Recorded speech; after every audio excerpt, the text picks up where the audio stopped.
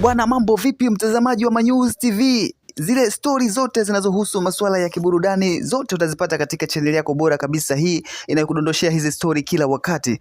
Bwana, kuhusiana na story ambayo ina trend sana mitandaoni hii leo ni juu ya msanii wa Bongo Flava Billnass, ambaye mara nyingi amekuwa akifanya ngoma na mwanamke wake, ama naweza kusema mke wake Nandy. Ile kupitia social medias akaunti za msanii huyo Billnass ameweza kutaarifu umma kwamba itakuwa mwisho kufanya ngoma ya pamoja na mwanamke wake huyo ama mke wake ambaye ni msanii mwenzake pia Nandy. Amesema wataachia ngoma ya mwisho ambayo itakuwa ni hit song itakayoweza kupendwa kila sehemu, ambayo itakuwa imefanywa na producer S2Keys. Kupitia social media account yake aliweza kuposti ujumbe huo hapo, akianza kwa kuonyesha cover song ya wimbo huo ambao utakuwa ukiitwa Hello. Ujumbe huo unasema hivi: Hello, huu ni wimbo wetu wa mwisho kufanya pamoja na The African Princess.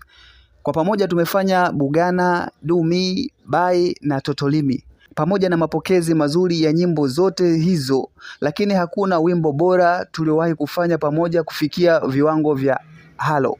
Na hii ndio itakuwa kazi yetu ya mwisho kushirikiana. Kwanza production ya beats ilimlazimu Zombi kununua Essential Music Productions plugins mpya za gharama na maalumu kwa ajili ya project hii tu. Kiukweli huu wimbo unaenda kufanya mapinduzi ya muziki kuanzia kwenye production.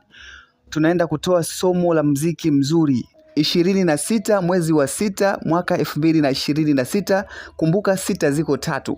Na ileta Grammy goma la moto.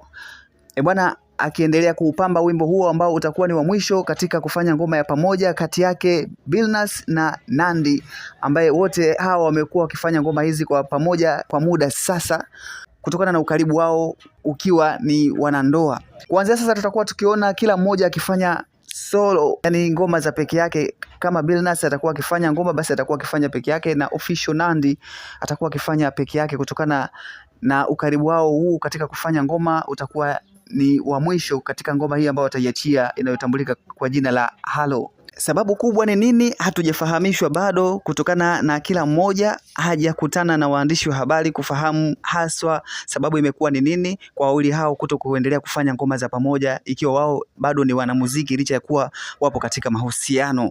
Hii hapa ndo trending story kwa hii leo, ambayo imekuwa ikiendelea kuenea katika mitandao ya kijamii ikihusiana na wawili hawa kuto kuendelea kufanya ngoma ya pamoja baada ya kuachia hii project mpya ambayo ipo mbele yao kwa sasa. Hii ni Manyuzi TV, endelea kufuatilia kupata updates mbalimbali zinazohusiana na masuala ya kiburudani. Usiache kusubscribe, kulike, kushare na kucomment. Endelea kuenjoy. Run.